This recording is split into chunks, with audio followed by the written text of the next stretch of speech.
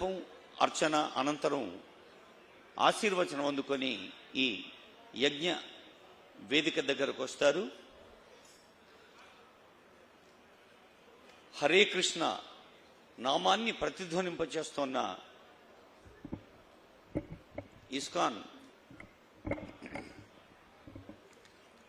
మనందరికీ తెలుసు, ఈ ఆధునిక ప్రపంచంలో అన్ని దేశాలకు అంతర్జాతీయ స్థాయిలో మార్గదర్శనం చేస్తున్న ఐక్యరాజ్య సమితి యుఎన్ఓ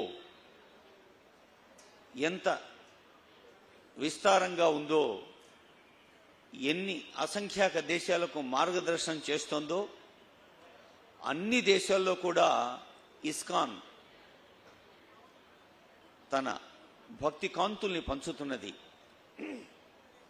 యుఎన్ఓ అనేది ఒక ప్రపంచ స్థాయి ప్రభుత్వ సంస్థ అయితే, మరి ఒక స్వచ్ఛంద సంస్థగా, ఆధ్యాత్మిక సంస్థగా, ఆలయ సంస్థగా భక్తి ప్రపత్తుల్ని, సంస్కారాన్ని, సహృదయాన్ని ప్రపంచానికి పంచేందుకు ఇప్పటికీ 400 కోట్ల భోజనాలని సమర్పించింది. 400 crores.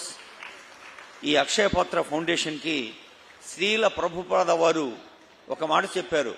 వారు కలకత్తాలో ఉన్నప్పుడు ఒక దగ్గర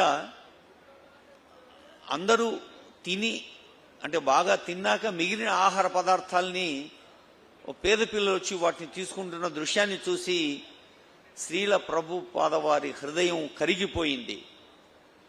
ప్రపంచంలో ఏ పిల్లవాడు కూడా ఆకలితో ఉండకూడదు అని ఆ రోజు ప్రతిజ్ఞ చేసుకొని అక్షయపాత్ర ఫౌండేషన్కు అది స్ఫూర్తిగా నిలిచింది. అక్షయపాత్ర ఫౌండేషన్